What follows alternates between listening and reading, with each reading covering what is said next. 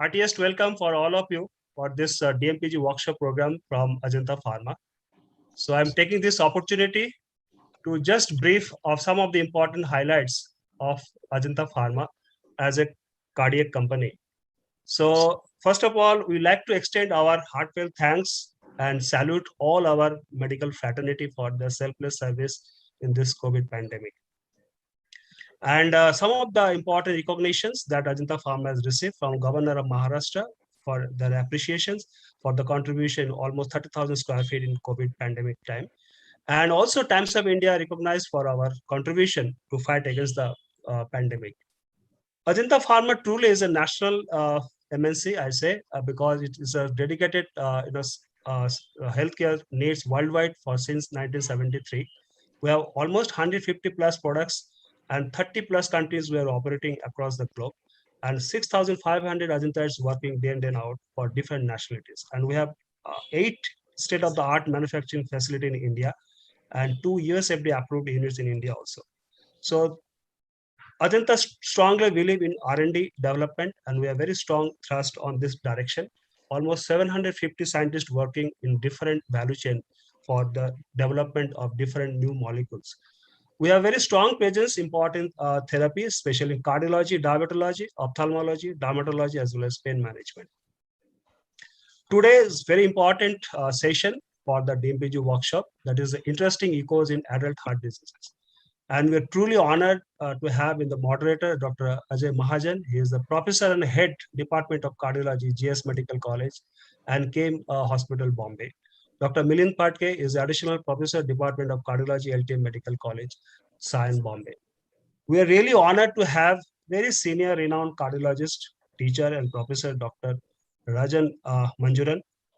He is a very senior doctor from Pushpagiri Medical College, Tiruvalla. And we have also a very important expert panelist, very eminent cardiologist, and I say is a master in echo, Dr. Manish Bansal. He's a director clinical and preventive cardiology in Medanta Hospital. And we have also Dr. Professor Ajay Bahal from PGI Chandigarh. So this is today's our students, those who are participating in this program as a spotter identification, Dr. Sriram from Bombay, Dr. Sunil Dighe, Dr. Sunil Mandal, Dr. Umesh Tripathi, and Dr. Karun Khanna. So I request all my esteemed audience participate wholeheartedly. And if you have any queries, please kindly put in chat box.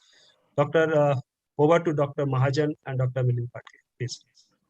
I will request Dr. Patke sir to start the proceeding. Thank you, sir. Good evening, and it's a pleasure to be back for the second session of this Spotters in Cardiology program. And as we said last time, the aim is to bring before you an overview of some of the spots that you get in your DM or DNB final examinations. Spots are often not discussed, and this time we have a very important topic of echocardiography, adult echocardiography in particular. Echocardiography is now, a very important part of any cardiologist's armamentarium, and the examiners want to make sure that these students know this subject quite thoroughly. So therefore, Dr. Manjuran sir is going to give us a piece today, and he's going to share a lot of interesting echoes with us on typical echoes which are kept as spots in your exam. And the other panelists, Dr. Behel sir and Dr. Manish Bansal sir, will provide their inputs at every level. And we hope that I'm sure we are going to have a very enriching experience over the next 1 hour, hour and a half. And I would like Dr. Ajay sir to please give his comments. So without wasting any time, I will request Dr. Manjuran sir to start the proceeding for the today. Oh, okay. Thank you. Thank you so much for asking me to be here and to present some of the interesting echo spotters, which I hope will be beneficial to our students. Without wasting much time, I think I will start with my first one.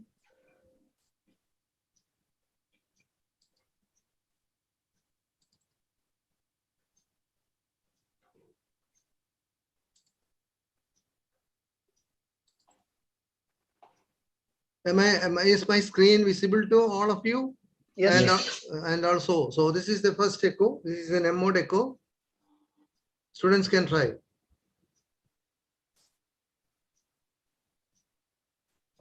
Sir, can I try? Yeah, please. Sir, actually, this is a parasternal long axis view showing the M mode. where we can see actually both the mitral and tricuspid valves simultaneously depicted. Normally, the right ventricle, the tricuspid valve is usually apicophilic, so normally it is not seen in a normal plaques view. One of the conditions could be this thing, AV canal defect, where both the mitral and tricuspid valves will be at the same level. But Okay. here the interventricular septum appears to be intact. And sir, actually the right ventricle appears to be quite big actually. Like I can see a valve which is almost close to the aortic valve on the right side. And I see there are two lines. Do you think that these two lines are important, or they are just there? Just there. And what does these two lines indicate? They are at end diastole. Yeah. So what does that? What do these two lines indicate?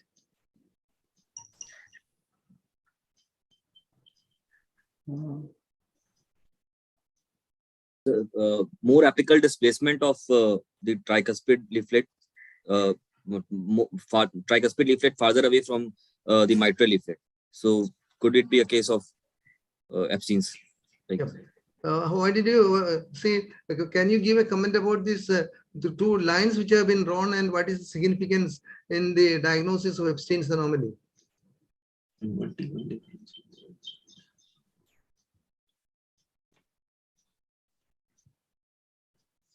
Or can you tell me a few diagnostic points of Ebstein's anomaly when you are doing an echocardiogram?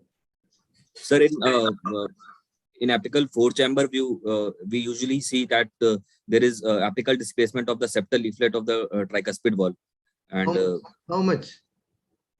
so more than 15 mm, sir. More than 50 mm. You have to tell it actually according to the body surface area. According to body surface area, you have to tell. Millimeter 8 per. mm, 8 mm per meter square will be. Yeah, 8 millimeter per meter square body surface area. If the displacement is more than that, equal to or more than that, that is considered as a diagnostic point of Ebstein's anomaly. And the other one also is right, but the doctor said absolute value of 1.5 centimeters, that is 15 millimeters, also is taken as a point for diagnosis of Ebstein's anomaly. Okay, right. In adults, it is 15 mm. In children, it is 20 mm. So like this, or adults it is 15 mm, and children mostly we depend upon the body surface area and all that will give us the correct idea. okay, so thank you. Okay, right. Yes. So here, what is these two lines indicate, and what is the relevance, and why this is so? Sir, is it like that the right ventricular systole is relatively more, it is delayed as compared to the left ventricular systole onset? Now, will you tell me what are those two lines indicate, and what is the measurement there? These two lines indicate sail-like movement of the anterior tricuspid leaflet and that, but it is not very clearly seen.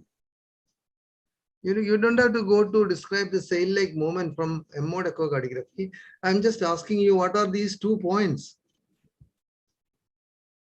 Point number one, and point number 2. Point number 1 is where the mitral valve has completely closed after. Very good. Point number 2. Where both the walls of the right ventricle are closely opposed to each other, where there is the next point is the closure point of the tricuspid valve. What is the distance between mitral closure and tricuspid closure? Timing? It is given there. Here it is 0.16 seconds in this case. Yeah. What is the normal M1 T1 interval? Sir, I'm not aware of the exact value, sir. Usually it is about 20 to at the most 40 milliseconds. It cannot be more than that. In the tricuspid area, sometimes you may be able to appreciate M1 and T1, but in the mitral area, it's very unlikely that you will be able to appreciate. And sometimes it can go up to 20. Most of the times it's 20 to 30. And most of the times it's a single sound. Why it is two separate sounds in Ebstein's anomaly? Reasons?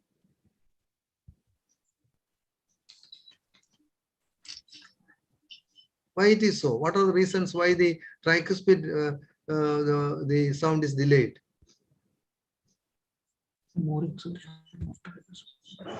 There occurs elongation of the septal tricuspid leaflet So tricuspid leaflet, septal tricuspid leaflet is elongated in Ebstein's anomaly. Septal leaflet or the Anterior. leaflet. Which leaflet becomes big and sail-like? In Ebstein's anomaly, which leaflet becomes big? The anterior Tricuspid leaflet. Yeah, and it's also described as a sail-like movement of the anterior tricuspid leaflet. Okay, so is there any other reason for the T1 to be delayed? Sir, these patients also have like because of the absence of right ventricular muscle, significant right ventricular muscle, they have some amount of RBBB type pattern also. Yeah, So because of that, most of them have got RBBB, and RBBB also delays the T1.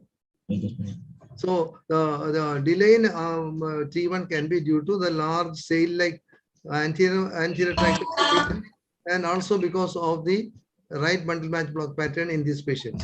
And here the delay is almost 160 milliseconds. It is quite prolonged, and there is no other condition where there can be such prolongation of the T1 M1 T1 interval.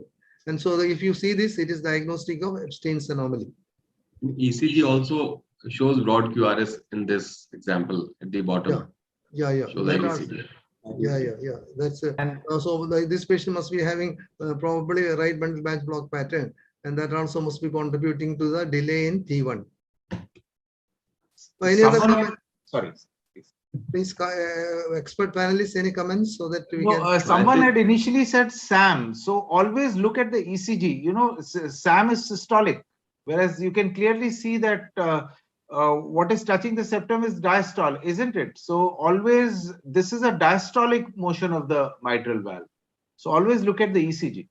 Actually, I don't know. I was about to ask him a question. How did he diagnose the anterior motion of the mitral leaflet? Because by that time, then we decided that we will have a discussion during the time when the echo is being discussed. And even if the ECG is not there, if you look at M mode, when both the leaflets of mitral valve are closed, that is the time when we expect SAM, not when the leaflets are opening. So that also should help. And in fact, in this example, the most striking feature is significant RV enlargement. So that it should alert the person that there is some RV pathology, not LV side pathology. For a question for students in Ebstein's anomaly, which part of the RV is dilated? Which part of the RV is significantly dilated? Lateralized part of the RV will be dilated. Place the part of the RV, you will not be able to pick up the tricuspid leaflet. So the inflow part of the RV gets incorporated into the atrium, whereas the infundibular part and the trabecular part is still intact usually. Okay, it is mostly the trabecular part, and the infundibular part becomes significantly dilated. And so what will be the very unique physical finding in the patients with Ebstein's anomaly? JVP will be. No, on looking at the RV dilatation, where the RV outflow is dilated, what will be the unique physical finding in patients with Ebstein's anomaly?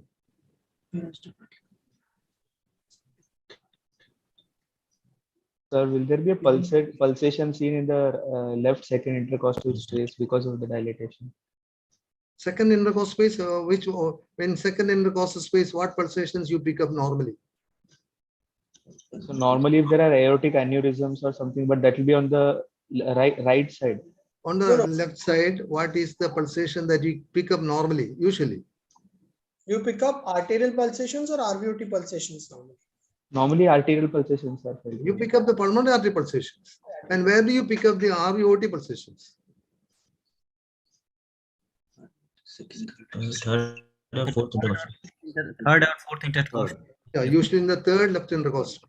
And in patients where there are no pulsations felt in the fourth and fifth intercostal space, which are mostly due to body of the right ventricle, and if you are feeling pulsations in the RV outflow, that is one RV outflow is pulsatile, and that's one important point for you to suspect Ebstein's anomaly. Can you tell me another cardiac condition where this can happen, where the body is not pulsatile, not palpable, but RV outflow is pulsatile and palpable? Can you tell me another condition?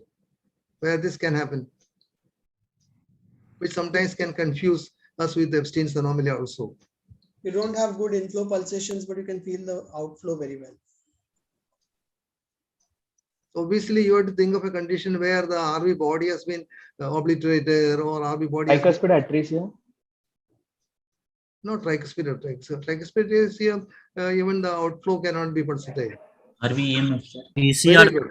Very good. RVEMF. RVEMF is another condition where RV outflow is pulsatile and then the RV body will not be pulsatile. And what is the other pulsation that sometimes you can get in the third left intercostal space, a transmitted pulsation? Left atrial pulsation. Left atrial pulsation. Very good. Okay, good. So shall we go to the next one? Yes, sir. Okay. So this was the Ebstein's anomaly. Okay. Diagnosis.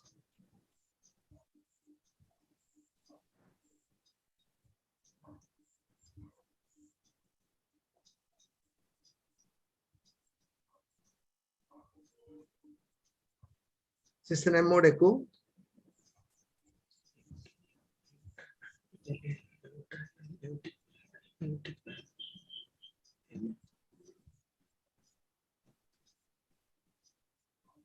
I can give you some clue. This is depicting the aorta and the left atrium.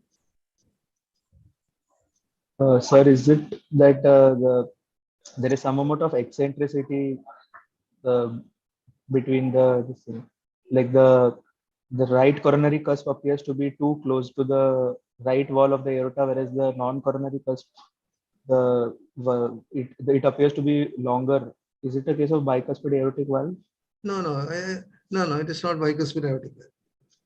The pathology is in the left atrium. Pathology is in the left atrium. What is that filling defect in left atrium? You are intermittently seeing something here. Or is it a left atrial myxoma which is coming? What is this? You have to explain it and then tell the diagnosis. What is that? In which phase of the cardiac cycle you are seeing that shadow? It is seen in the diastole. So because the aortic valve appears to be closed a little. Look at the QRS. Look at the QRS. It is just in the time of systole. Yeah, it is occurring during the time of systole. So so how can you explain that? If your diagnosis So at the time of ventricular systole, what happens to the mitral wall? And if you are thinking of left atrial myxoma, what will happen to the myxoma? It will come During into systole, nothing will happen, sir. It will only be in diastole that the myxoma will come into place. No. In diastole, it will fall in LV, no? Yes, sir.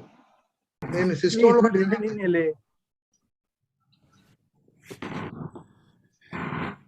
What will happen to the left atrial myxoma during when the LV is contracting? Is it thrown into the left atrium?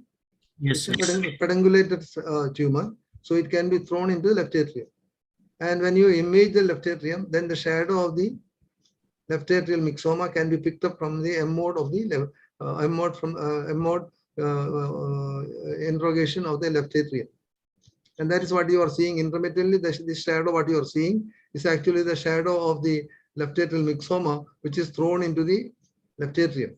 And actually, if you look at the initial description of the M mode echo in the diagnosis of cardiac conditions, Edler, two conditions he described are, do you know what are the two conditions he described?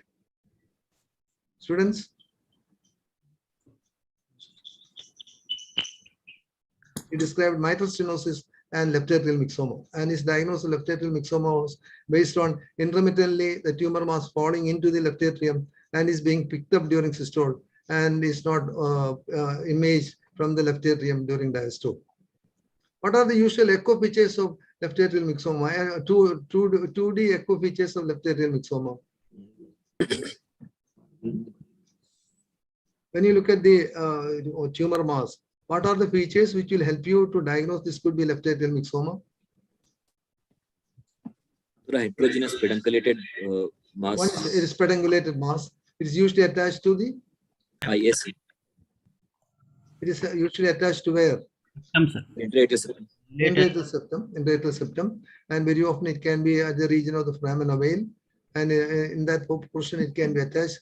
Third point, what is the texture of the tumor mass?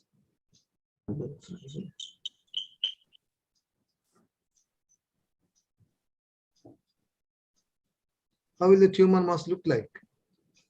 Heterogeneous looking mass, sir. No, With, it's not heterogeneous. There can be areas of calcification, areas of liquefaction, and also can be areas of fragmentation. That is one. Very often this tumor is the margins are well defined.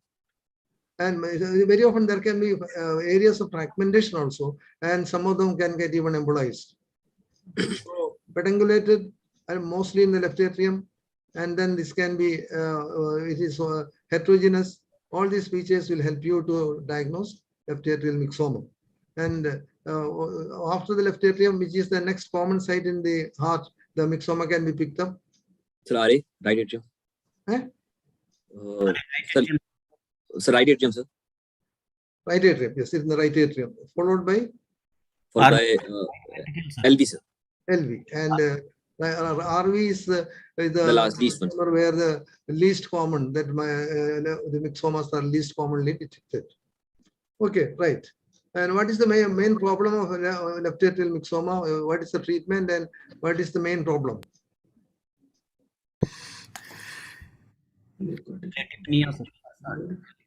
No, surgical problems. Post-operative, what is the problem? Or rather, recurrence. What can recurrence? Yes. So there can be recurrence. And so, in order to avoid recurrence, what does the surgeon do? Sir, usually removing a part of the IS also is done, so that he removes the pedicle along with the endometrial septum and gives a patch, so that the recurrence rate significantly comes down. Okay. Manish, or you would like to give statements? Yeah, just want to add one point here, sir. The other common M mode of LA myxoma would be where we are seeing mitral leaflets popping into the mitral orifice during diastole, and the mitral valve closure is normal. So I think students got confused because of that also, because here this is not at the mitral valve level, it is at the left atrium level. And there we are seeing this during systole, when it, as sir explained, it is thrown into the left atrium, and during diastole it moves out of that plane towards the mitral valve, and that is why diastole is empty here. If we were to cut M mode at mitral valve level, then we will see myxoma during diastole, not systole. Yeah, that's right. Yeah, that's right. So when you are interrogating left atrium, you will get in systole, and when you are interrogating near about the mitral valve, you will get in diastole. Is it clear to students that why the left atrial myxoma is picked up from the left atrium during systole, and during diastole it is not picked up? Is it clear? Students, is it clear to you? Yes, sir. No response? Okay, right, okay. We'll go to next one then.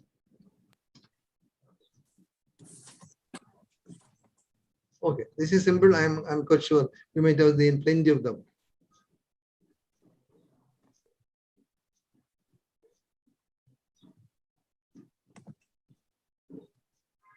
Sir, shall I try, sir?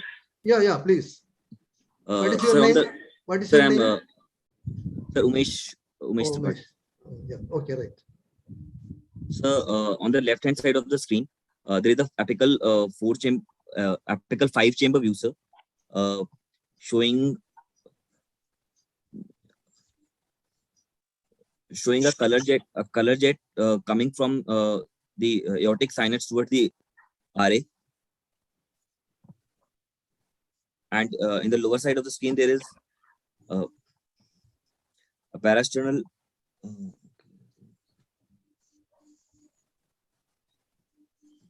Is it transthoracic or transesophageal? So the upper one is transthoracic, and the lower one is transesophageal, sir. 3 are transesophageal. See, when you are in doubt, you can always look at this symbol, and then you are more certain.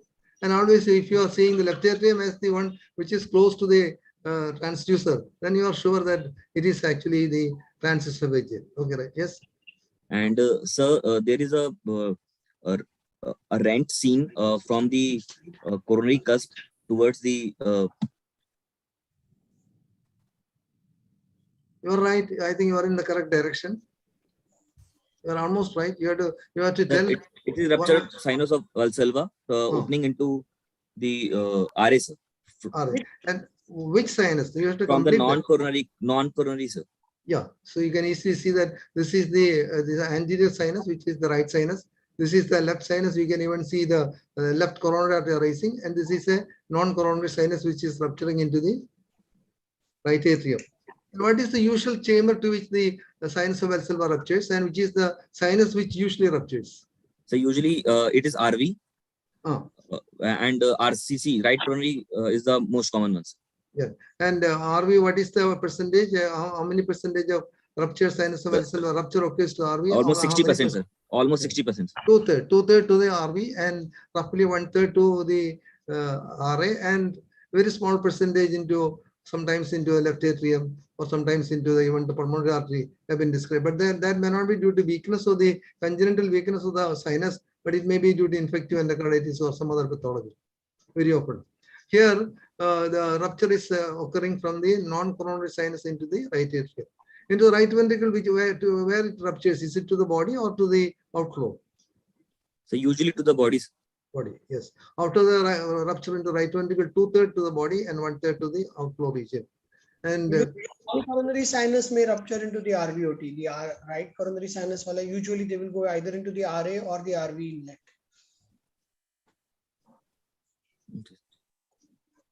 And coming to the management, once you're diagnosed and decided your diagnosis, what are the management strategies possible? Sir, we look that if it is does not involve any coronaries nearby, okay, we can go for device closure. Else surgery is the only options. Okay. The problem with these patients are their tissues are very friable, and sometimes it may be sometimes there can be a difficulty to get a very stable position. That is the only thing. Where the tissues are very friable. Okay. I'll tell you one thing about closure. You said about the coronaries, but in the vast majority of cases, the level of the aneurysm is such that it is not close to the coronaries. So involvement of the coronaries during device closure is usually not a problem. But you do have to look for whether there is an associated subpulmonic PSG, and you have to also look for whether there is significant associated aortic regurgitation. These two things are very important before you plan device closure, and of course the size of the defect. So these are the things that you should look for. Rather than majority of times, this the right sinus rupture is very often associated with a VSD, a small VSD, and also there can be associated aortic regurgitation, as Milind has rightly pointed out. Okay, any other comments? Bansal, yes, sir. When we are doing transthoracic echo and when we don't have access to TE, it often becomes quite confusing, especially to those who are not very experienced, to distinguish between RSOV rupturing into RA or RV and VSD with or without TR. So because there is so much flow happening there, there's so much turbulence. So one simple way would be to just put CW there, and if it is predominantly systolic flow, it has to be VSD plus minus TR. And if it is continuous, then it will indicate RSOV rupture. I mean RSOV into the RV or RA. Both will be a continuous flow. And when you auscultate, what is the one unique finding? And when you examine the patient, what is the unique finding of ruptured sinus of Valsalva? The continuous murmur will be present, sir, over the right sternal borders. Most important, two very striking features are these patients have got a very superficial thrill. As you palpate the thrill, you will feel as though it is underneath your just underneath your fingers on the skin of the patient. There's a very superficial thrill. Second is most of the continuous murmurs, where do they peak? So, usually during the S2, sir. S2. And in ruptured sinus of Valsalva? Sir, in if it is rupturing into right ventricle, diastolic peaking, it can occur in diastole. The peaking occurs during diastole. So if you are very careful in auscultating and trying to find out when the continuous murmur peaks, the peaking of the murmur in a ruptured sinus of Valsalva occurs during diastole. And also you can always look for a systolic thrill. Absence of a thrill very often makes the diagnosis of rupture sinus of Valsalva very unlikely unless it is rupturing into the left atrium. Okay, any other comments? If there are no comments, shall we go to the next one? Ajay sir, any comments? Any comments? No, not on this case. Thank you. Right.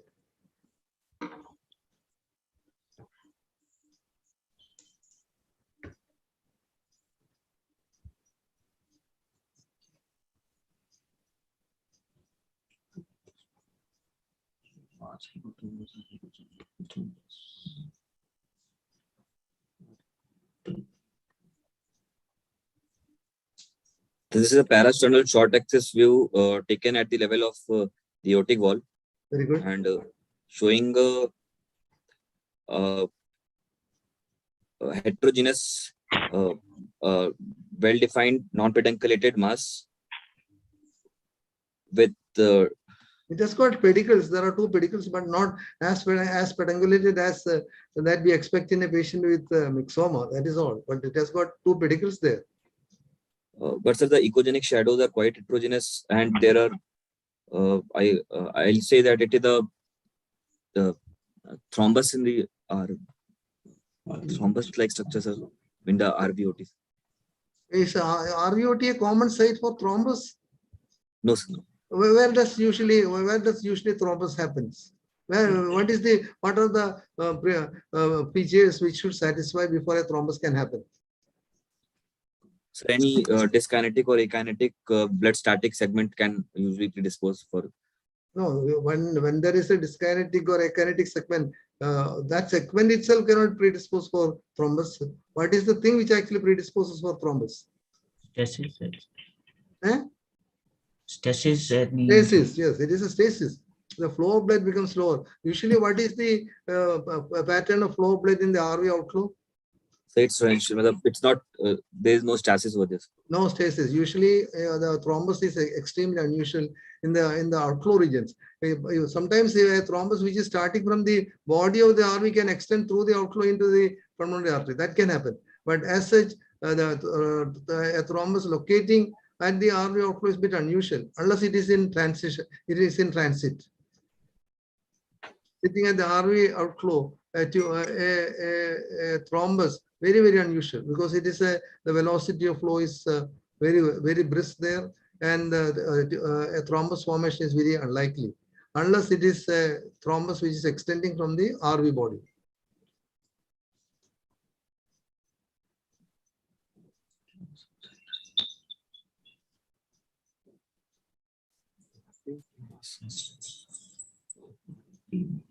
What will be the DD of this mass?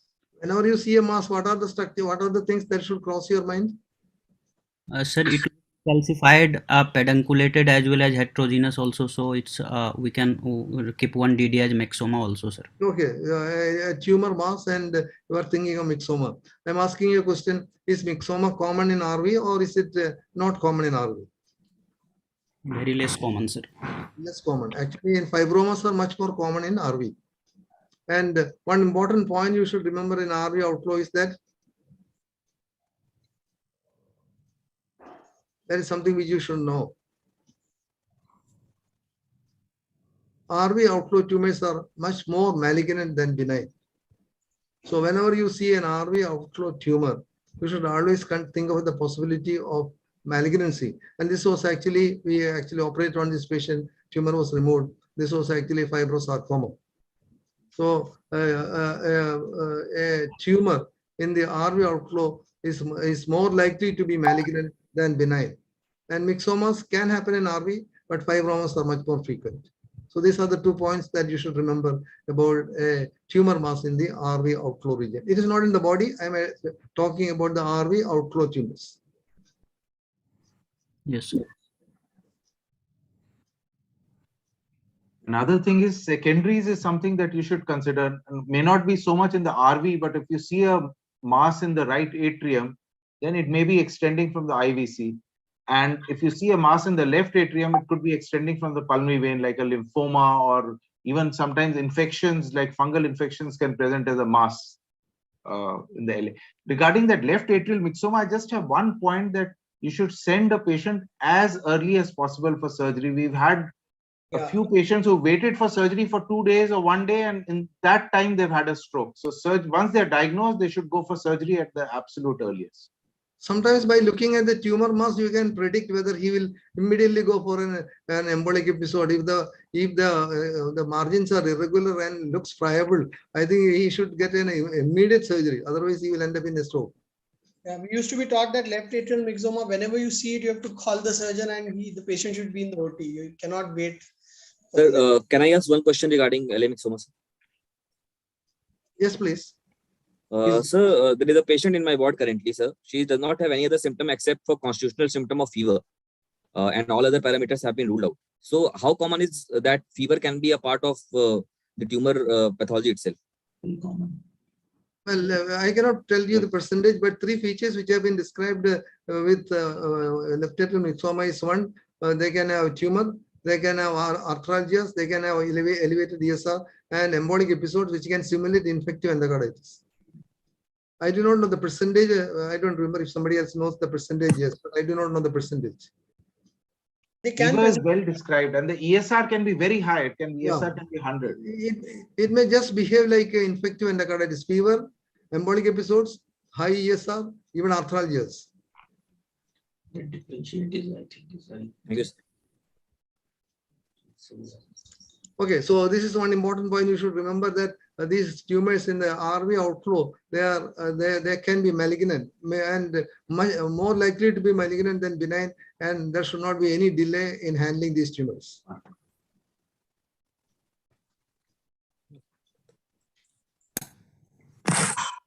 This is a post-operative case.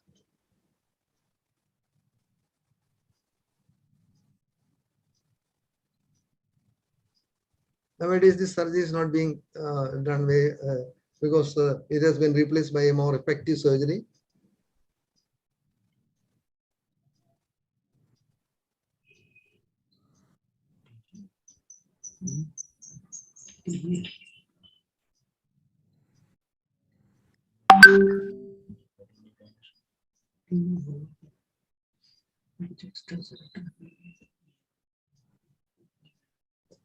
Sir, is it a case of DTG, sir? Is it a case of? So DTG?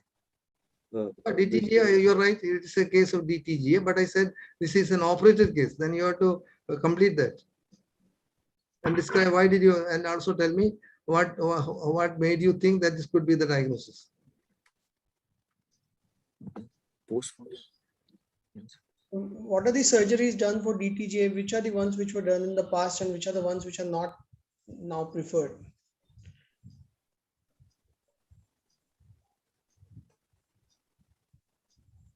There are 2 types of switches you can do. So double arterial switch. No, not double arterial switch. What do you mean by double arterial switch?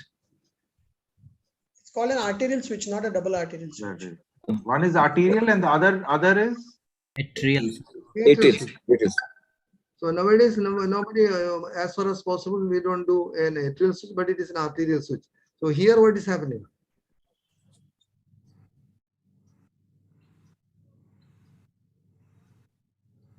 Where is the SV going? Can you see that?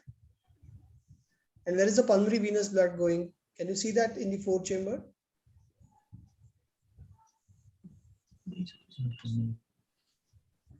Where the blood coming from the pulmonary veins redirected? Where is it redirected? In the right lower image, the pulmonary veins blood seem to be directed towards the right atrium. Yeah, it is. You can easily see that here also. You can see there is an area where all the pulmonary veins drain, and it is directed towards the right atrium. It is directed towards the right atrium. So that is what the blood is. The venous blood is the pulmonary venous blood is directed towards the right atrium, and the systemic venous blood is directed towards the left atrium. So that is how the switching of the atrial switching is taking place. And because of that, the venous blood is going to the left ventricle, and the arterial blood is going to the right ventricle. So ultimately, the LV is pumping into the pulmonary artery, so venous blood will go to the pulmonary artery, and the RV is pumping to the aorta, and the arterial blood will go to the aorta. So that is what is meant by atrial switch. What is the problem? Why it is not being done nowadays? Why it is not preferred?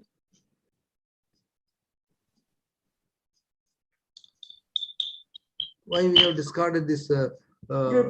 Just redirect, you baffle the blood such that the respective venous returns get reversed. So why has it gone out of fashion? It's a good procedure, no? Otherwise there must be some problems.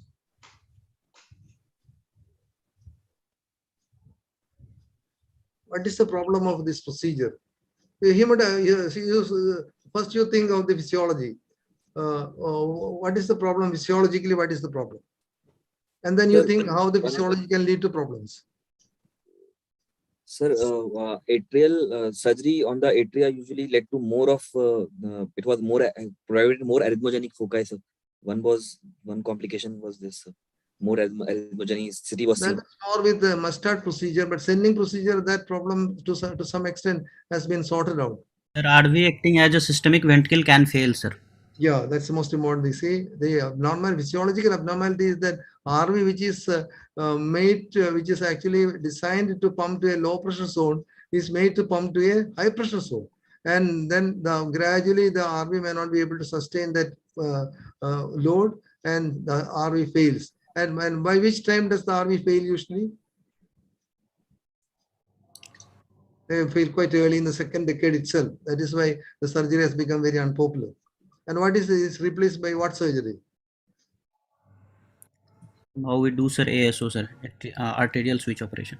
Yeah, and arterial switch operation, is there any physiological abnormality there also?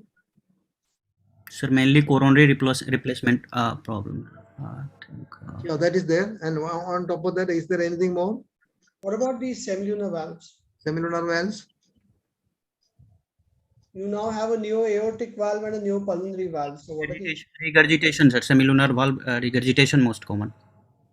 Because the valve which is behaving as the aortic valve is originally is a pulmonary valve, and the one which is behaving as the pulmonary valve is an aortic valve, and pulmonary valve will not be able to support the systemic arterial pressure. The diastolic pressure will not be supported, and that can result in aortic regurgitation. So these patients can develop some degree of aortic regurgitation, but that is not considered as a very major problem. All the other things are corrected. So the preferred surgery and the most widely used surgery now for transverse to great arteries is switch surgery. Okay.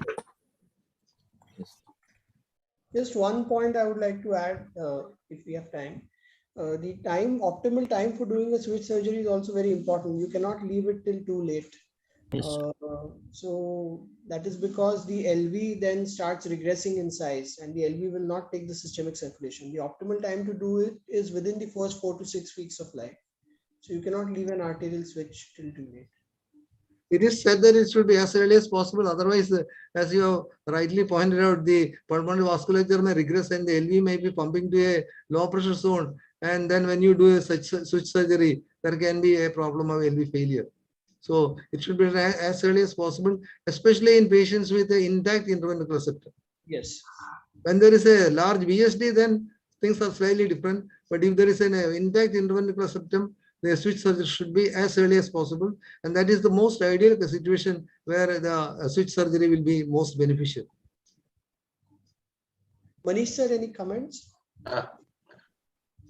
Nothing for this case. Okay, so we'll go to the next one because we have got about 15 cases. So we'll go to the next one.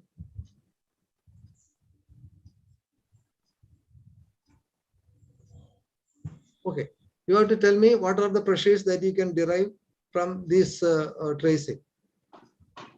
Hemodynamically, what are the pressures that you can calculate?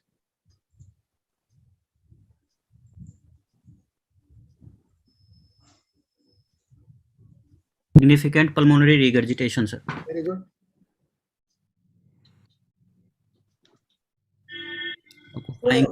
What sir, you have a tracing of pulmonary regurgitation. Now, what are the chamber pressures that you can derive from this single tracing? Sir, RB pressure, sir, we can derive from the system peak pressure as well as, sir, mean pressure. Which pressure can you derive? Sir, pulmonary artery pressure, sir. Which diastolic, systolic, mean? Mean, sir, we can also derive, sir, from. Yeah. No, what pressure can you, what are the pressures that you are deriving from this tracing? Is it systolic pressure, diastolic pressure, mean pressure, or what pressure are you deriving? So we can get the RV end diastolic pressure. RV end diastolic pressure. How can you calculate RV end diastolic pressure from this tracing? So the end of the PR jet, that is the point where the diastole has ended. Oh. The pressure gradient at that level, that is the pressure gradient between the RV at the end diastole and the pulmonary artery. Okay.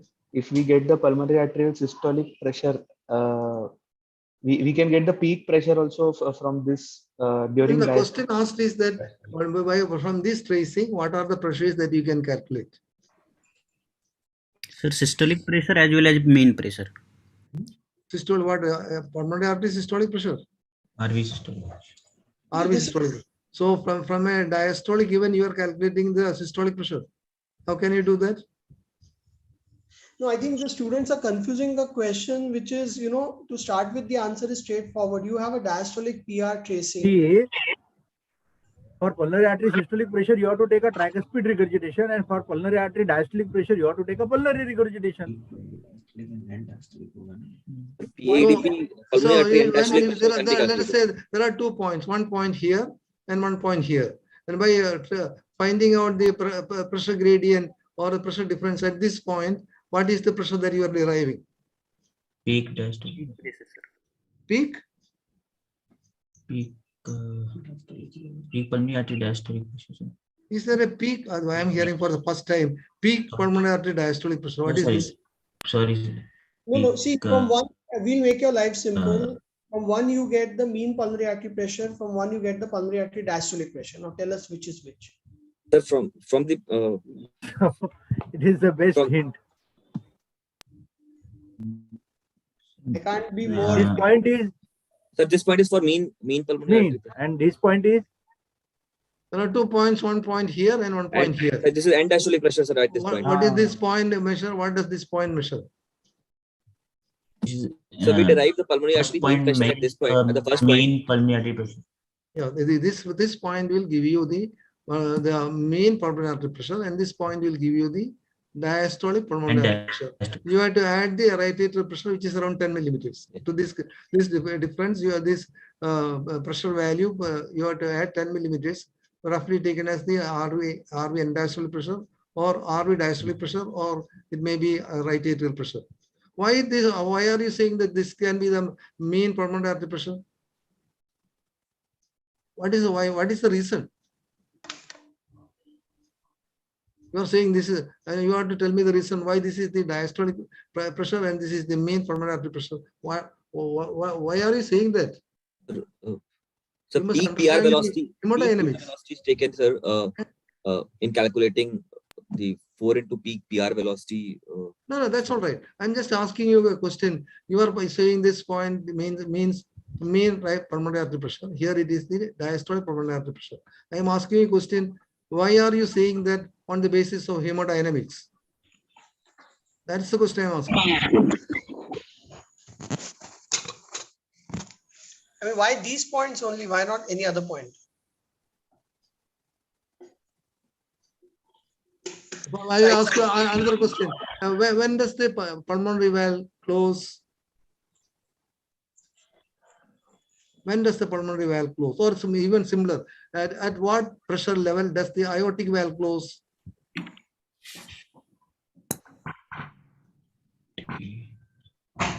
At what pressure does the aortic valve or pulmonary valve, whatever it is, close?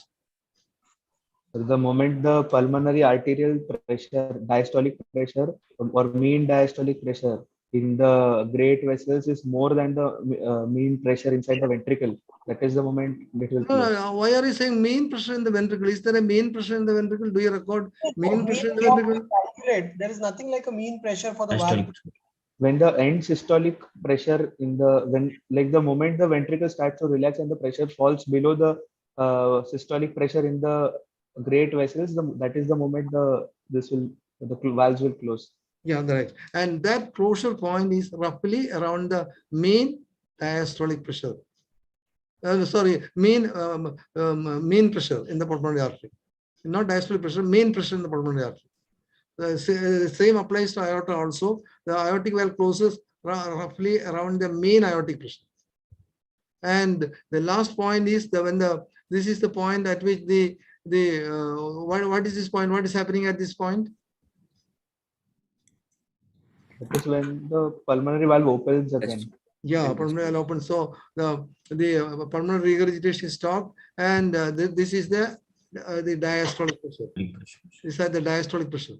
So this is the mean pressure at which the pulmonary valve closes, and this is the pressure at which the pulmonary valve opens. And this is this will be the diastolic pressure, and this will be the main pulmonary artery pressure. So, and to this difference, we have to add the right atrial pressure, which can be taken as maybe up to 10 millimeters, and you add 10, that will give you the main pulmonary artery pressure, and here you will get the pulmonary artery diastolic pressure. Okay, right.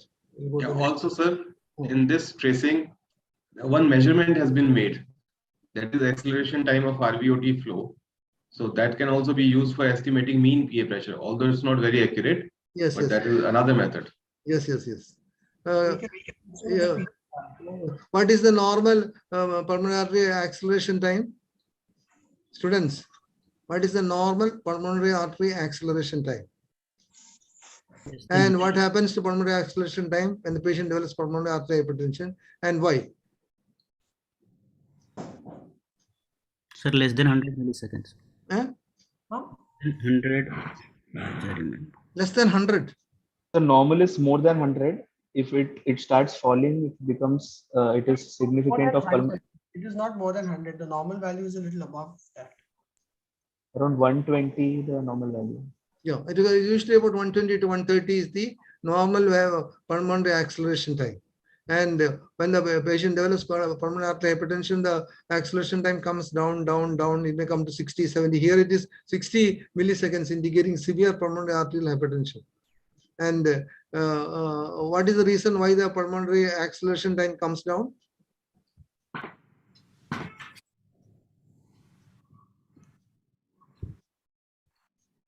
In a patient with pulmonary artery hypertension, what is the hemodynamic mechanism of pulmonary acceleration time coming down?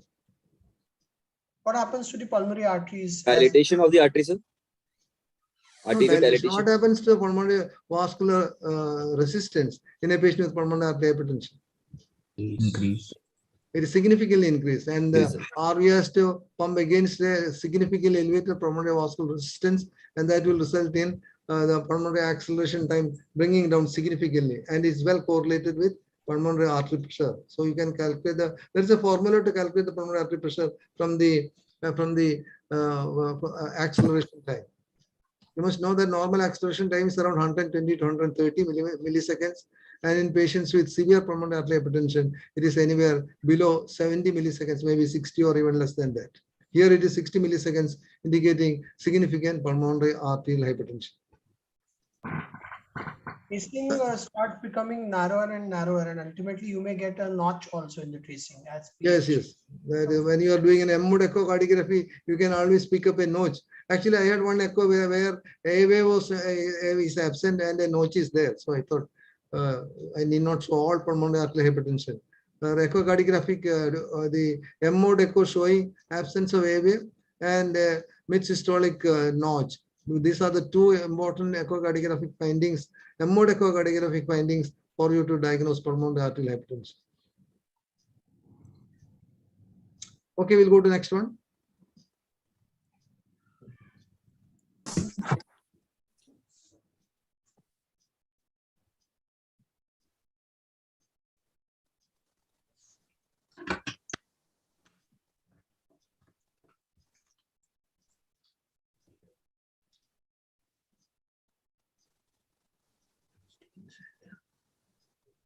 You have to concentrate somewhere here. That will give you a clue. And you can see, look at this structure.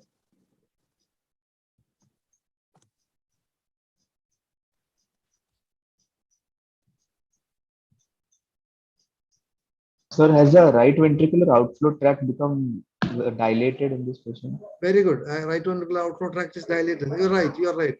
And also through the right And there is ventricular outflow tract, the you can. apex appears to be obliterated with significant Very loss good. of trabecular. Yeah, yeah, there is In a the case of fibrosis. arrhythmogenic right ventricular dysplasia. What did you say? What is the condition? Which is the condition where apex gets obliterated? RVEMF, sir. EMF, sir. RVEMF. RVEMF. What are the echographic findings in this patient? You have got the RV outflow is dilated. You can see that there is apical obliteration. There is a fibrous tissue over here. There is small amount of pericardial effusion, and the patient is having tricuspid regurgitation. All are features of RV endomyocardial fibrosis. And there is a notch also near RV apex in the middle. Yes. Yeah, you can actually the LV has been pulled towards the RV, and there is a small notch here. Actually, LV has been pulled over the RV because of extreme fibrosis.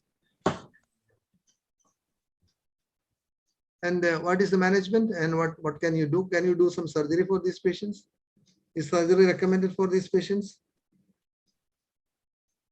And if recommended, what surgery?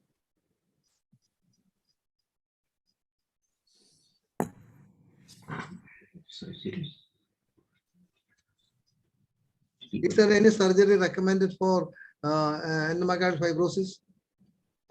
Right, left, right, left. There is a lot of fibrosis when the leaflets get plastered to the ventricular wall, so it's not going to be very easy to operate them. A lot of studies have been done from Srijitra, and what they found was that patients with RV endomyocardial fibrosis, they be extremely bad with surgery. So, and they have got a very high surgical mortality, and their prognosis following surgery also is bad. So nowadays, no surgery is recommended patients with florid RV endomyocardial fibrosis. But if the patients are having only pure LV endomyocardial fibrosis, studies have shown that sometimes they may do with endocardial stripping with mitral valve replacement. Some of them can do very well, but the surgical procedure is carrying a very high mortality. In Srijitra, the mortality was as high as 20 to 25%. But the following surgery, some of these patients can do well. So a selected group of patients with LV endomyocardial fibrosis can be subject for surgical treatment, which is endocardial stripping with mitral valve replacement. But patients who have significant RV disease with obliteration of the RV apex, fibrosis and all, with tricuspid regurgitation, and these patients, no surgical treatment is beneficial. Previously, somebody was doing Glenn procedure, and this also has been found to be of not much benefit. So these patients have got a very bad prognosis, and the only treatment that you can do is to reduce their congestion. These patients are mostly in atrial fibrillation, so control the ventricular rate, and they may be anticoagulated to prevent embolic episodes. Any students, any doubts? If you have any doubt, you can ask. Manish sir and Ajay sir, do we get these kind of cases anymore? It's very rare to see a florid endomyocardial fibrosis. Yeah, I think in Kerala also it has come down significantly because previously the largest number of cases were being reported from Kerala. Nowadays the cases have come down, and we find it very difficult to show a new case to our students. So what we rely upon is the recordings that we have of the about 10 years ago. So this must be a recording about 10 years ago.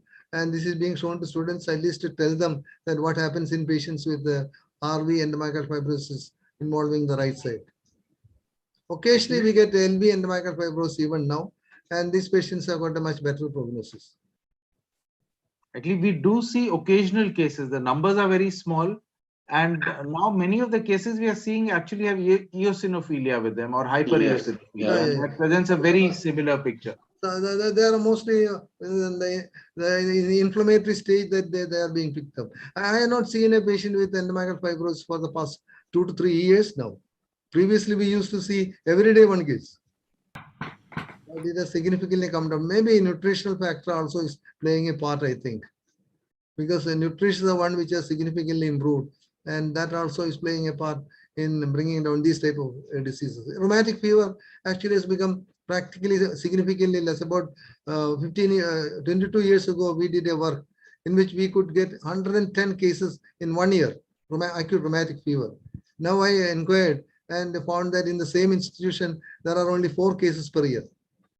So these diseases are definitely coming down, and it's being replaced by coronary disease or maybe some cardiomyopathy problems and all. Okay, right. So we'll go to next one. Students, any doubts? If you have got a doubt, you can clear about endomyocardial fibrosis, what to do and all.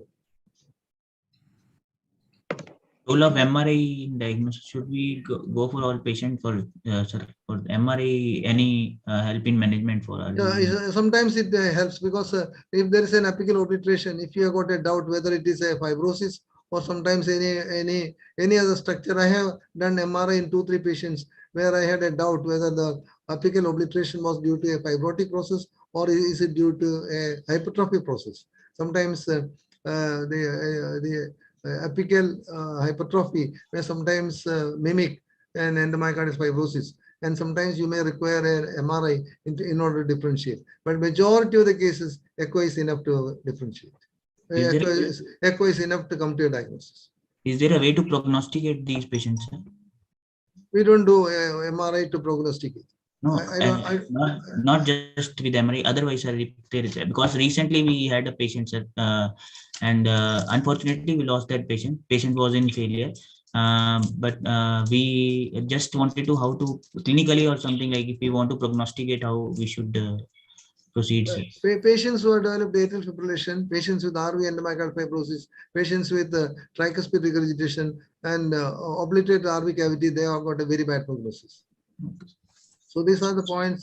These points indicate that the patients have got very bad prognosis. But if it is an LV involvement only and RV is relatively free of disease, they have got a much better prognosis. Thank you, sir. Another DD of apical thickening can be non-compaction of the left ventricle.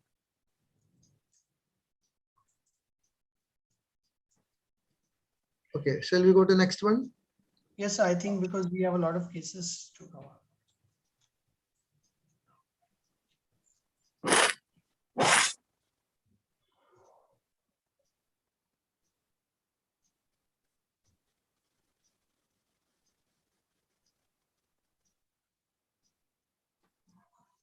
You can look at here. This is the mitral valve. You can see something here. You can see a jet somewhere here. There is mitral regurgitation.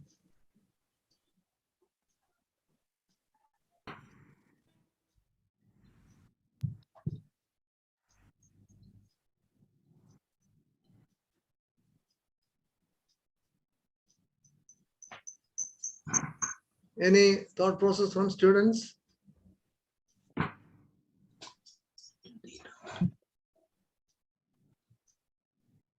This could be something like an aneurysm.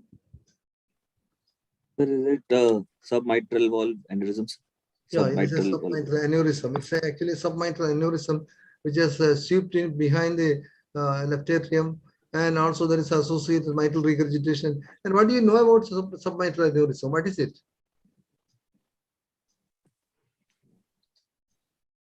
What is submitral aneurysm?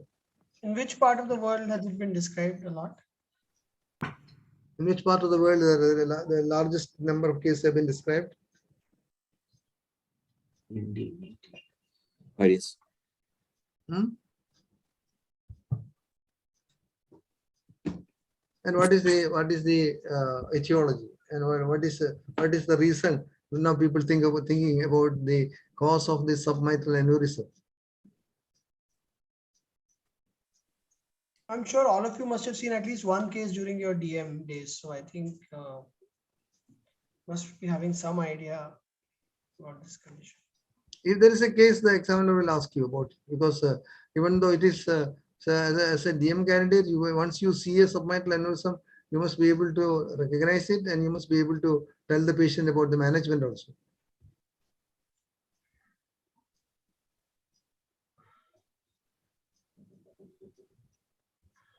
Submitral aneurysm is usually seen in mostly reported from the African continent, especially from Nigeria and all these countries. The submitral aneurysm has been reported. It is thought that it is a congenital defect of the development of the posterior part of the mitral annulus, where it's a connection with the ventricular musculature and the atrial musculature. There is some weakening, and that region progressively becomes weaker and weaker and develops into an aneurysm. That is the one theory now, that this is due to a weakening of the posterior part of the mitral annulus, and it bulges posteriorly, giving rise to a submitral aneurysm.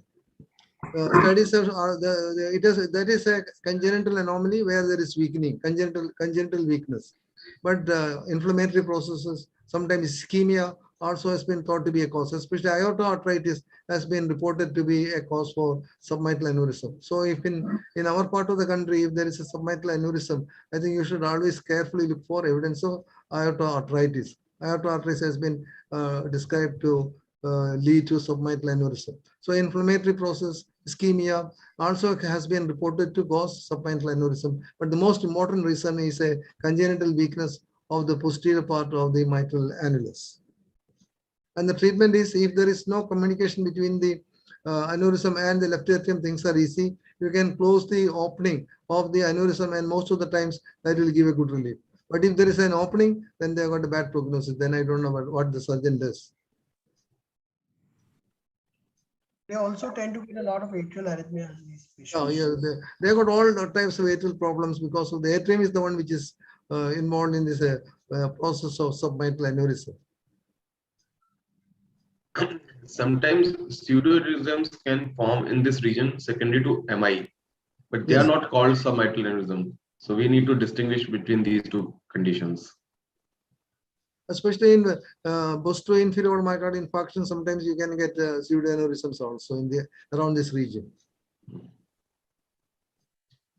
Students, any doubts? If you have got no doubts, we'll go to the next one. It's another pathology of the mitral annulus which is being increasingly recognized now is mitral annular disjunction. That's the reason. A congenital disjunction of the mitral annulus. That is the now the theory is that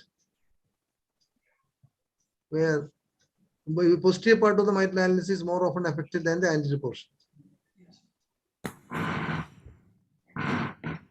Okay, we'll go to the next one. Otherwise, we won't be able to finish. Yes.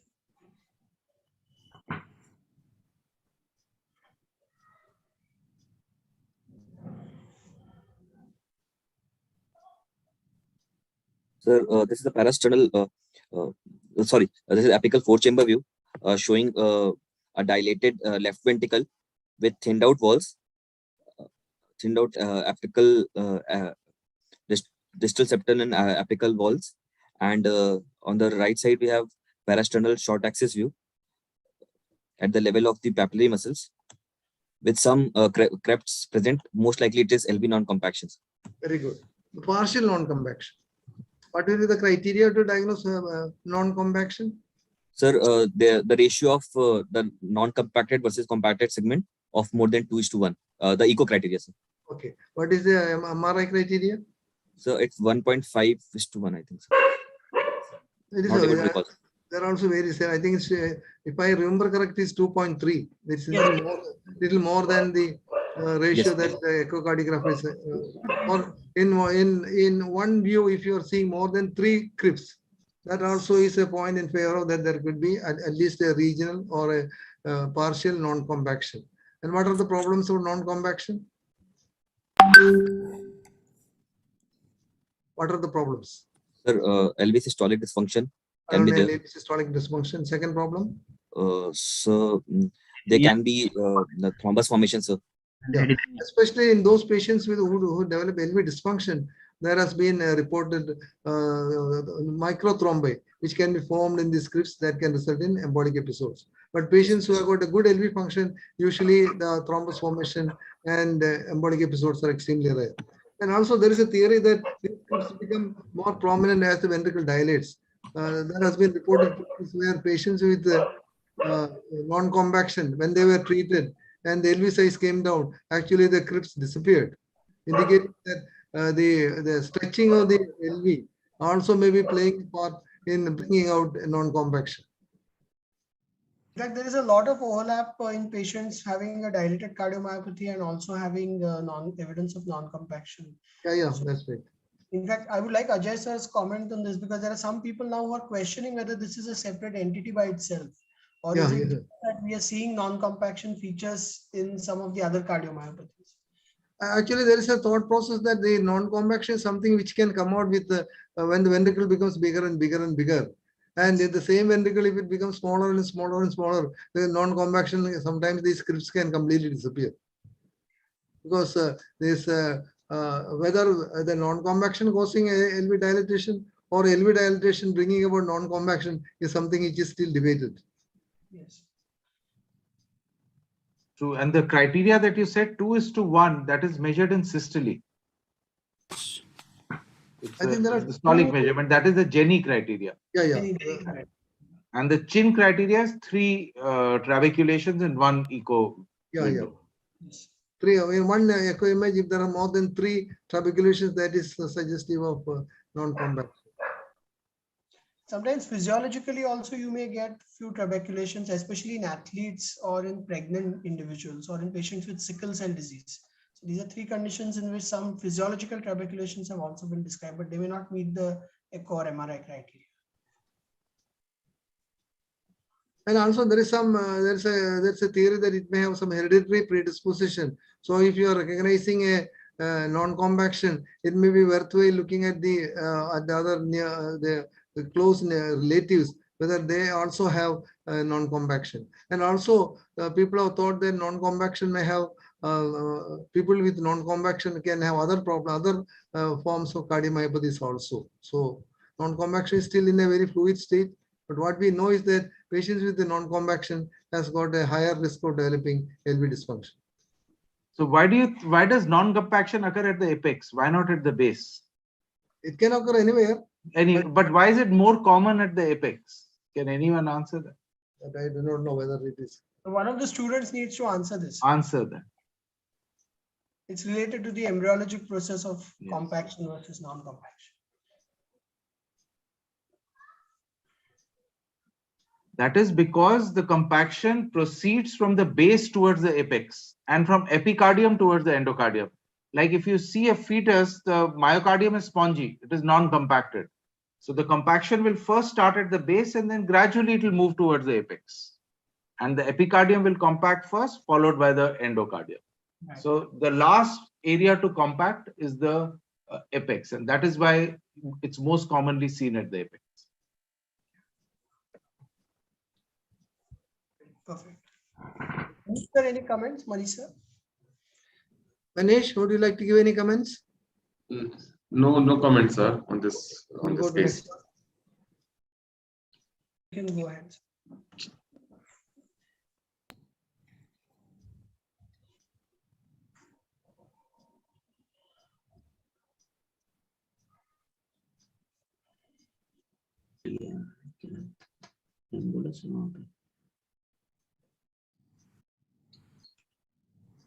Prosthetic.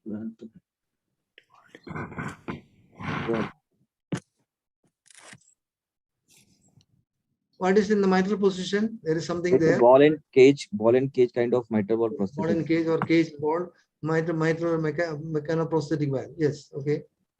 Is it functioning normally? Significant paravalvular leaks. But did you say that there is no, how can you diagnose paravalvular leak from these 4 pictures?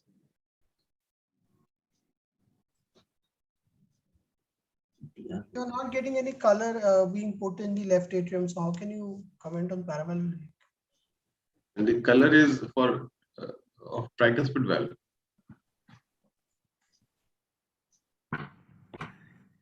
Yes, sir. Whenever you are evaluating any prosthesis, what do you look for? You look at the flow. There is a definite hyperechoic shadow present in the towards the LV. That may be it's not very clear in the picture, but can it be a vegetation or something? Do you think that the movement of the ball is abnormal, or is it you feel that it can be taken as normal? And in addition to that, is there any other abnormality? So there is severe TR that is evident. So there is severe TR. Anything else? With RV and RA dilatation. Okay. Anything else? R and R. In the continuous flow, you Yes. can see intermittently there is one click is absent. One metallic sound is not seen. Intermittently, sir, there is intermittent. And another thing is that the tricuspid valve is not just regurgitant, it is stenotic as well. Significantly stenotic and also there is significant regurgitation. Yeah. So the patient is having a mitral valve prosthesis, which is a caged bone. There is evidence of severe Organic tricuspid valve disease. There is a significant tricuspid valve disease, and also there is a significant, which is both stenosis as well as regurgitation. Significant. Sir, in the first apical four chamber view, the movement is not correct, sir. But in the last one, in the right lower quadrant, the ball and cage movement seem to be correct. So, and also you can look at the gradient. See the mitral valve deceleration is shown there. Do you think that it seems to be normal, or is it there is some obstruction?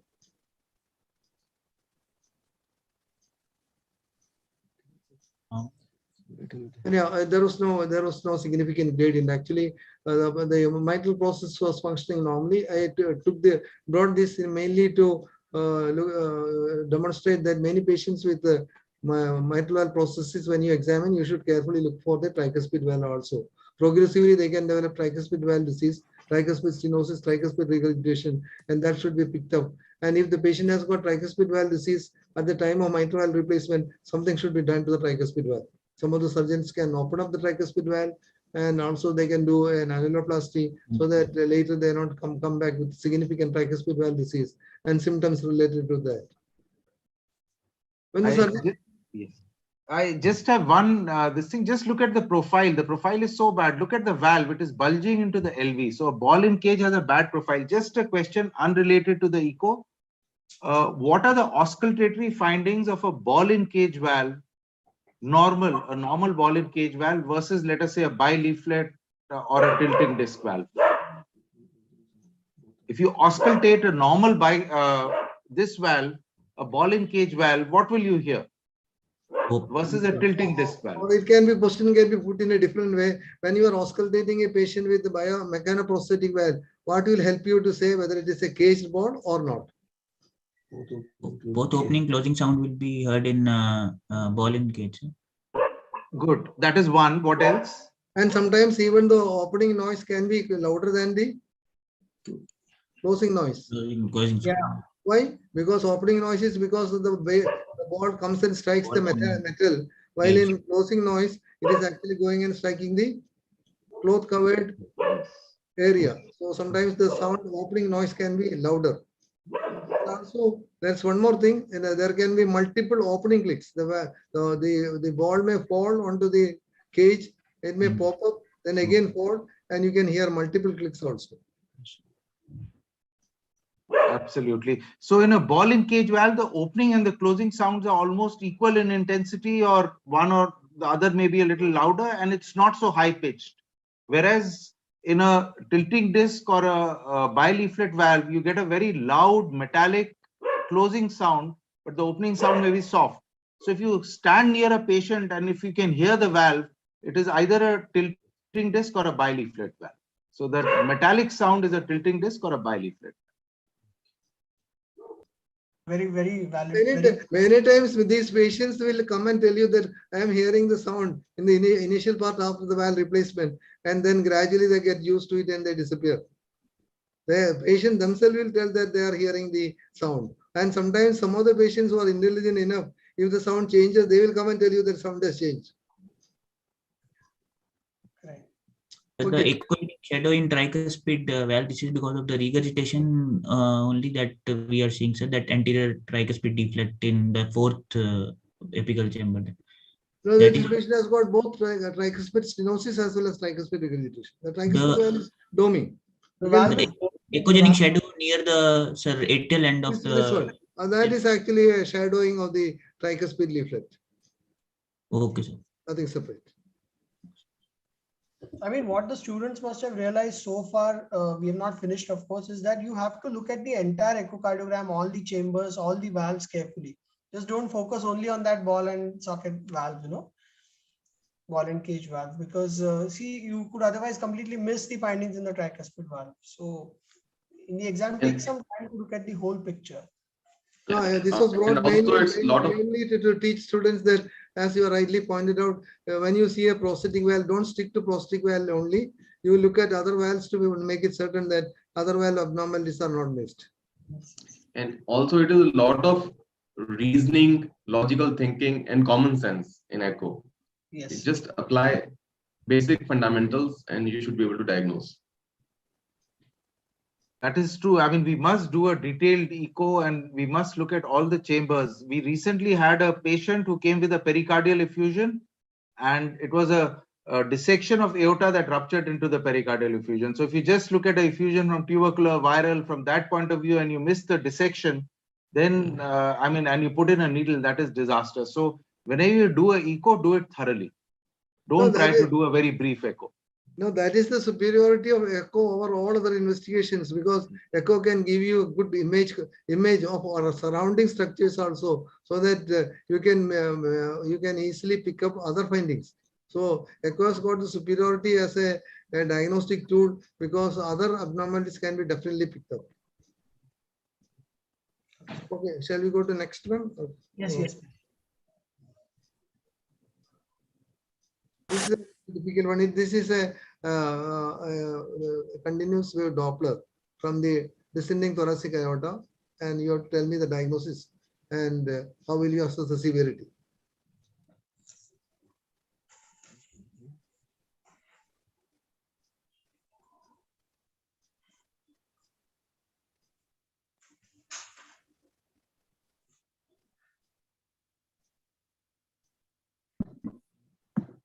Students, there are only a limited number of things you can diagnose from the Doppler in the descending aorta. So I think you should come out quickly with this answer.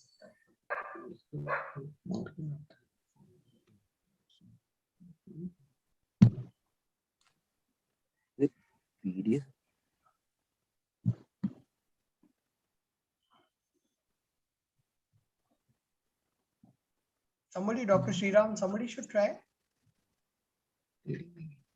See, students, you should always try. It hardly matters whether you have made some mistake or not. Many times you study more when you make a mistake. And so for you to make a mistake, you should try. And trying sometimes can bring out a mistake. It gets corrected and it becomes thorough for you. It's very good that you're volunteering. We appreciate that. So just go ahead and try. I mean, there is no problem even if you make a mistake. Sir, actually I cannot see much significant gradient with diastolic tailing. Usually one of the diagnoses at this level. One of the diagnoses at this level is usually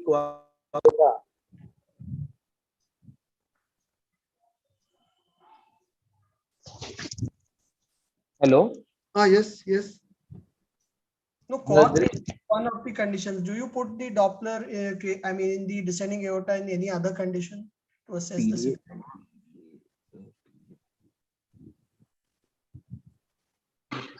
Do you think that there is some diastolic event which is significant?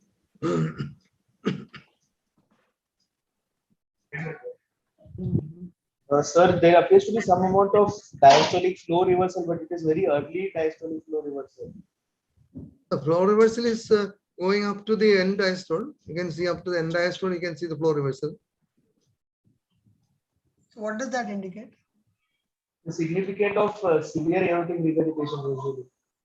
What should be the end diastolic velocity, reverse velocity, in order to diagnose severe aortic regurgitation? Sir, the velocity here that there is that much velocity. Sir, I'm not aware of the exact value of the velocity. Approximately?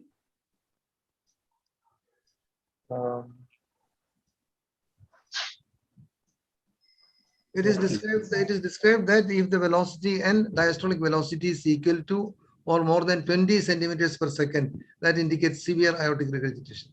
In this patient, if you look at here, this is 2 meters, and the end diastolic velocity is maybe around 50 or 60 centimeters per second, indicating that this patient has got severe aortic regurgitation. The aortic, when there is a reversal of flow in the descending thoracic aorta, you must always think about the possibility of aortic regurgitation. If you are seeing a red flow during diastole, when you are interrogating from the subsequent from the suprasternal notch view, you must always think of the possibility of aortic regurgitation. Another condition where you can get a red flow in the near about the descending thoracic aorta, not in the descending thoracic aorta, very near to descending thoracic aorta is in what condition? In children. Yeah. Yes. What is the condition where you can get a red flow when you are interrogating from the suprasternal notch, so especially in children? Vertical. PDS. Vertical. Yes, you're right. You're right. PDS. Vertical. What is vertical? Allowed, you're not clear. What PDS. you initially said was correct. PDS, sir. Not PDA. Vertical vein coming from the. Yeah, vertical vein. It's a vertical vein. It is the common vertical vein which is flowing towards the suprasternal area, into the supracardiac area to join the innominate vein or the superior vena cava. And when you see this in a child, you must always suspect the possibility of supracardiac variety of total anomalous pulmonary venous drainage. So here, when you are seeing a reverse flow in the descending thoracic aorta, and if there is an end diastolic velocity is equal to or more than 20 centimeters per second, that indicates severe aortic regurgitation. Another rare condition in infants in which you can get this is interrupted aortic arch. So there you can have a reverse filling of the neck vessels through a duct, and then sometimes you can get red flow in the early part of the descending aorta or the arch. In interrupted aortic arch. Interrupted aortic arch. Interrupted aortic arch. Where should be the interruption to get the reverse flow? Distally, so that the neck vessels fill through the duct. So there is flow reversal there. Distally, okay. So the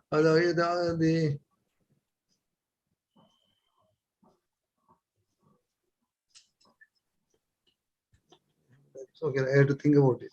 Right, okay. Yeah, interruption would be proximal. Yeah, it has to be proximal.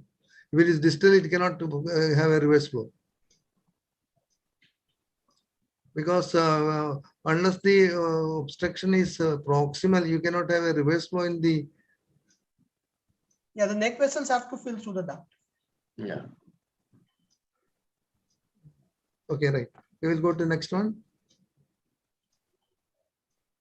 This is simple. Most of the students should be able to diagnose without difficulty.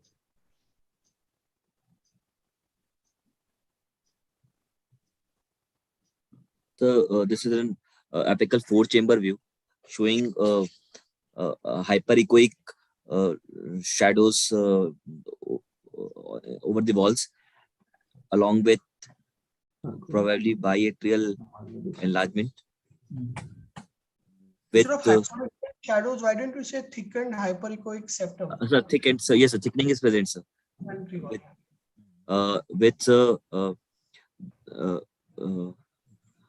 In the pulse wave Doppler, sir, the E by A ratio of more than 1.5, and E by A dash going more than 20.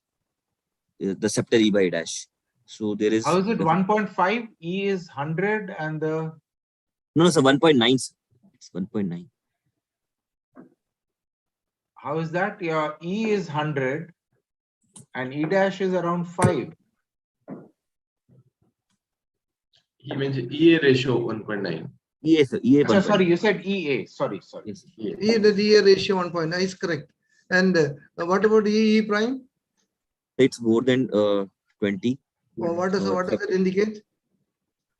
So severe diastolic dysfunction. Yeah, with diastolic dysfunction. The end diastolic pressure is more than what? When it is more than 15, what does it indicate? Restrictive cardiomyopathy, sir. Restrictive cardiomyopathy. What may be the restrictive cardiomyopathy with thickened walls and hyperechoic most likely can be amyloidosis. Amyloidosis, very good. Amyloidosis here. So whenever you see a thickened endoatrial septum, because amyloidosis can affect the whole of the heart, myocardium, the atrial musculature, everywhere. Even in the endoatrial septum is thickened. And if you are seeing a thickened endoatrial septum, and also the valves are thickened, everything is thickened, you can straight go for the diagnosis of amyloidosis. And what will be the amyloidosis picture in if you take a GLS? So cherry on top appearance, sir, apical sparing. Yeah, apical spare, very good. There is cherry on top appearance, especially when you take a bullseye. Okay, and any thought process about management? Any recent drugs which have come in the management of amyloidosis? Some cytotoxic drugs. So the newer drugs which are In which variety of amyloidosis it is found to be effective? which has been approved is TTR type of cardiac amyloidosis. ATTR amyloidosis. Some drug is being tried. And what do you know the name of the drug? Sir, one is tafamidis, which is there. Other things are They are all in the experimental stage, but in the examination, somebody may ask you. Tafamidis, at least you must know. That is being tried, but that's not yet proved to be definitely beneficial. So there are patisiran and vutrisiran. So amyloidosis is becoming more and more a treatable disease. So it's very important for you to diagnose it, and if possible, correct treatment can be instituted. Just one point I had to make, that the echo picture and all these findings cannot help you distinguish between the type of amyloidosis. For that, you need further studies in the form of light chain assays, as well as then things like scan or sometimes tissue biopsy. And the treatment is totally different. For example, in AL type of amyloidosis, you have to treat the monoclonal gammopathy or the plasma cell dyscrasias. Yeah, very good. Yes. ATTR is these drugs which are going to be useful. They're very expensive, but some of them are available now. And what will be the MRI picture like in these patients with amyloidosis? They may have subendocardial or transmural late gadolinium enhancement with increased extracellular volume or distribution of gadolinium more than 0.6. And there may be. And also, even the atrial vasculature may be involved in the late gadolinium enhancement. So that is one thing which you should always consider, especially if atrial vasculature is involved. That is very highly suggestive of amyloidosis. There's also we're not able to null the enable to null the myocardium. A pyrophosphate scan is probably the diagnostic investigation of choice for ATTR amyloidosis. Yes. So, that is being recommended. Nuclear imaging. It's inexpensive, it's easily available, and if it shows a high uptake, it is almost diagnostic of ATTR. Yes. You don't have light chains.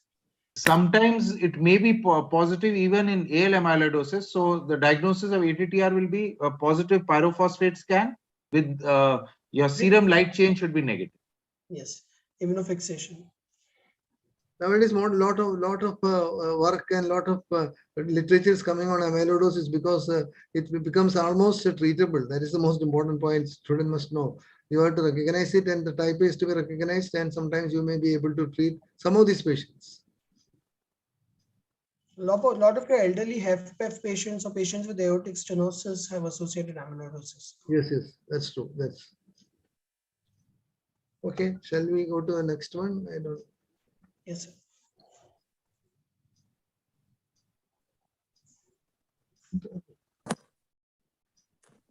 This must be simple, student. Some must have seen plenty of such cases.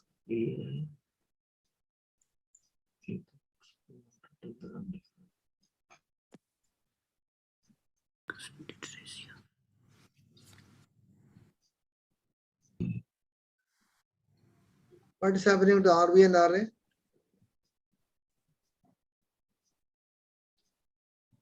And RV dilated. Yeah, RV is dilated. Is there an abnormality in the RV contraction? There is free wall hypokinesia. Oh. You can easily make out that apex is contracting. Apex is contracting. Apex is paired, apex is contracting normally. And what is happening to LV? LV is contracting. Yes, contracting. Very well. It is squeezing the blood completely out. And RV is both the body as well as the infundibulum, both are dilated. And what is happening to IVC? IVC is dilated, non-collapsing, indicating the right atrial pressure is more than 15 millimeters. Yeah, it's high. Okay. So what is the condition in which all these things can happen? Pulmonary embolism, sir. Pulmonary embolism. What will be the usual pulmonary artery pressure in pulmonary embolism?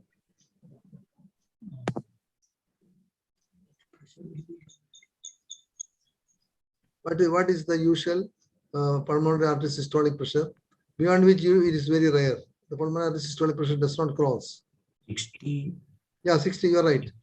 Usually it is below 60 millimeters of mercury. And what is the reason? Because the LV is suddenly exposed to a high pressure, high resistance. RV is suddenly exposed to a high resistance because of the pulmonary embolism. And RV will not be able to elevate the pressure beyond around 50, 60. So it is very unusual for the patients with pulmonary embolism to have a systolic pressure more than 60 millimeters of mercury.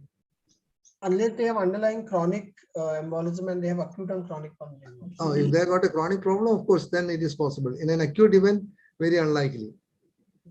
In this, the RV free wall seems to be a bit hypokinetic. Is this the McConnell signs? Yeah. McConnell sign is the RV free wall is hypokinetic with the apex is apex retains its contractile property.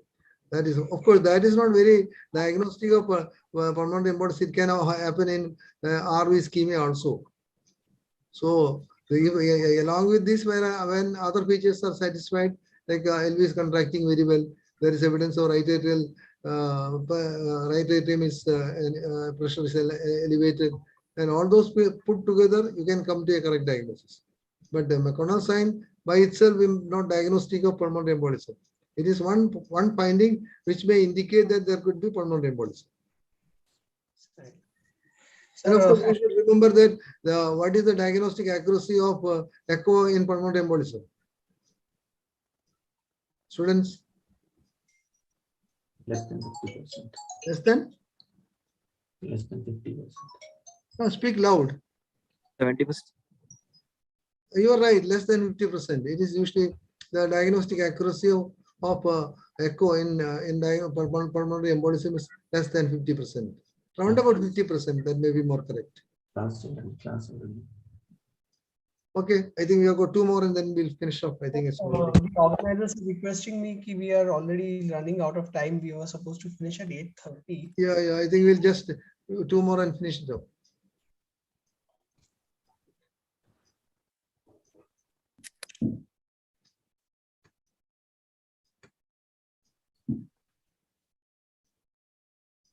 This is a post-surgical case similar to a mitral clip. So what is the surgery procedure which was done before the invention of mitral clip? In order to reduce the mitral regurgitation. There was a name, you have to tell the name.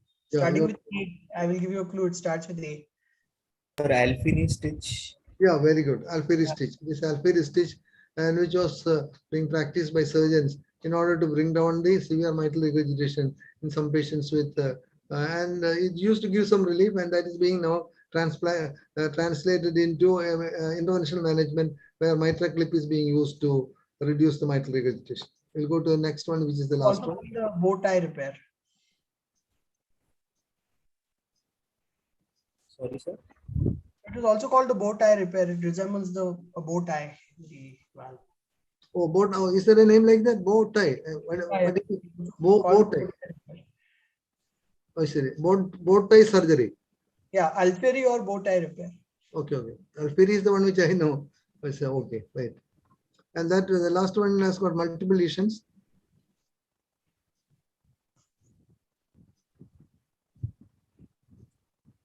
There's one more image. You should carefully look for all, you should pick up all the abnormalities. Okay, we'll go to the next one.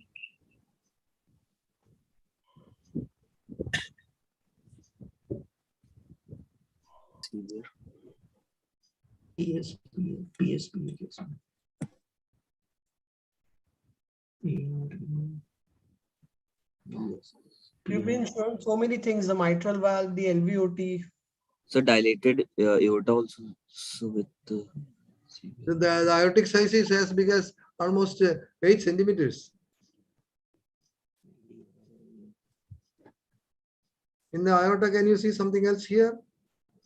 So dissection. Dissection, yes, there is a dissection, and there is a turbulence in the pulmonary artery due to what? Because of this enlarged aorta, it's compressing on the. Yes, aorta is compressing and distorting the pulmonary artery. Yes, there is a evidence of significant aortic regurgitation, and also we have seen severe mitral regurgitation. All put together, what do you think is the diagnosis?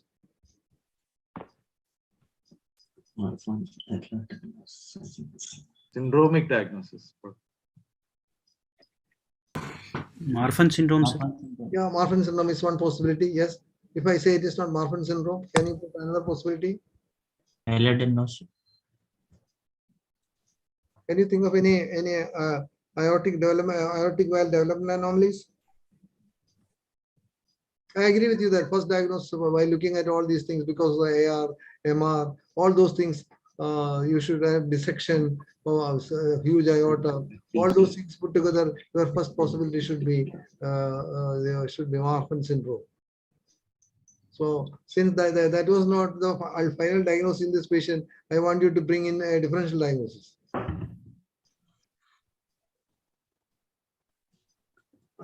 Sir, Williams syndrome, sir, pulmonary stenosis is also there. Can it be an aortic valve abnormality with aortopathy? Like a bicuspid aortic valve with aortopathy giving rise to aortic regurgitation, then all these anomalies. Dissection can happen. Only thing that you may find it difficult to explain is significant mitral regurgitation, which is not usual. All the other things can be actually can be explained by an aortopathy. So, but I agree with you that because of the mitral regurgitation, the first diagnosis should be Marfan syndrome. Regurgitant jet of aorta AR, like it is bicuspid, generally it will be eccentric, sir. This Actually, I must tell you something more. He actually, because for his bicuspid aortic valve, he underwent a valve replacement surgery.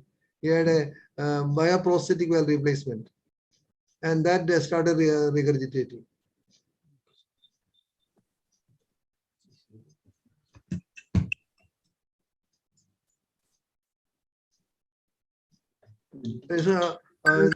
Not this in order to show that there is a huge aorta, and also for students to pick up the aortic dissection, because whenever you see multiple lesions, you should continue to look at the echo to pick up all the lesions. So he has got aortic regurgitation, mitral regurgitation, huge aorta pressing upon the pulmonary valve, giving rise to pulmonary artery and pulmonary valve, distorting it, giving rise to pulmonary stenosis. Aorta is very huge, aortic dissection. All those things are there, and students should be able to pick up all the findings.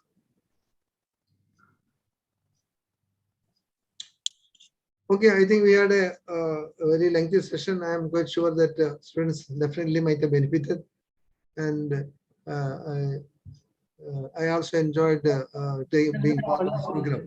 Really wonderful session, sir. And I think all the spots which are typically asked in the exam are covered, and the discussion that you had with them was also phenomenal. I mean, all the questions that are asked and practical tips regarding management, we could just have gone on and on had we not had this time limitation. We could have gone on for another hour also. It was so good. So I would please request the panel, Dr. Manish sir, then Dr. Ajay Bahel sir, and also Ajay Mahajan sir for their summary and closing comments. I request Professor Bahel to make his comments first.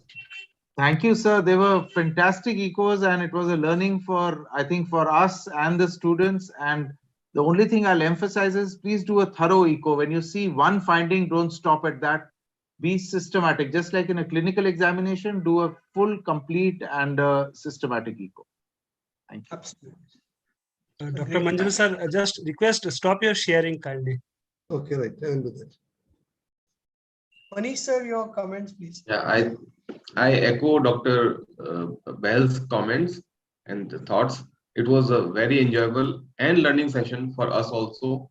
I'm glad that I participated in this, and I thank you for this opportunity. Thank you, sir. Sir, Dr. Ajay Mahajan sir, would you please have the final? Today it was a great feast for us, going back to basics of the ecos. We had seen different varieties, So I request Dr. Manjuran sir, and Dr. Bail sir, and Dr. Bail sir, and Dr. Bansal sir to participate in one more session for enlightening us. Today it was a great learning, and we can discuss some more things which are very commonly there in clinical practice. Only one more, sir. No, many more, many more. Like Yeah, it No, was so actually, wonderful. actually, Yeah. because of during training, because of intervention work, there is a lot of less focus on echo. But echo is one of the most important things, because you cannot complete your diagnosis and management without echo, and we have to find out each and everything from the echo. So all PG students should be very well versed with the echo. So echo is one of the most important thing, and they should give that respect to this particular investigation very aggressively. Right. Mr. Kado Agarwal, please. Yeah. So I think sir, it's really quite impressive cases presented by Manjuran sir. We are really like to convey our heartfelt thanks to all our esteemed panelists, Dr. Manish Bansal sir and Dr. Ajay Bahalji, as well as Dr. Ajay Mahajan and Milind Patke sir. And sir, we are really give like to thanks for such a wonderful sessions. People are really enjoying. Our BMPG students are really enjoying the sessions. I hope it is quite helpful for their exam preparations to further strengthen their knowledge on the echo. So I request all our PG students kindly participate as much as possible and give your wholehearted contribution to make this our initiative successful, and that is the key objective for this DMPG workshop program. So I'd like to also thanks to our participant PG students for today's program. So apart from that, just last time we also mentioned that there's a award we are going to give to all our top three participant based on the marks given by the panelists. So request make this program more again learning, and I think it's a quite learning opportunity for all of us. So please make this program more successful. Thank you, sir, once again. Manjuran sir, wonderful session, sir, and Bahal Thank sir, you, thank you, Manish sir, thank you so Ajay much. Mahajan Thank sir, you. Thank you. and really Thank you, wonderful. everybody. Thank you. Thank you, And sir. I enjoyed the whole program, and I thank you for this opportunity So also. my sincere thanks to Mr. Kanu Agrawal for doing this great initiative. He had taken too much pains. So my thanks from my bottom of from my left ventricle to Mr. Kanu Agrawal, and also Ajanta Pharma for Thank you, this sir. wonderful Thank you. teaching session. It is for all PG because of students. you, sir. It is your magnanimity, but I believe it is all you and Dr. Milind Parke, those who have taken the initiative. So really thanks for your contributions, sir, and support. Thanks a lot, sir. Thanks. Thank you.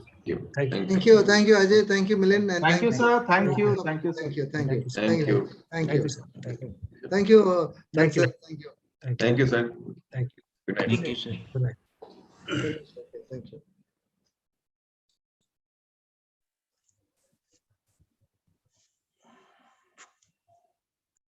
Milind sir.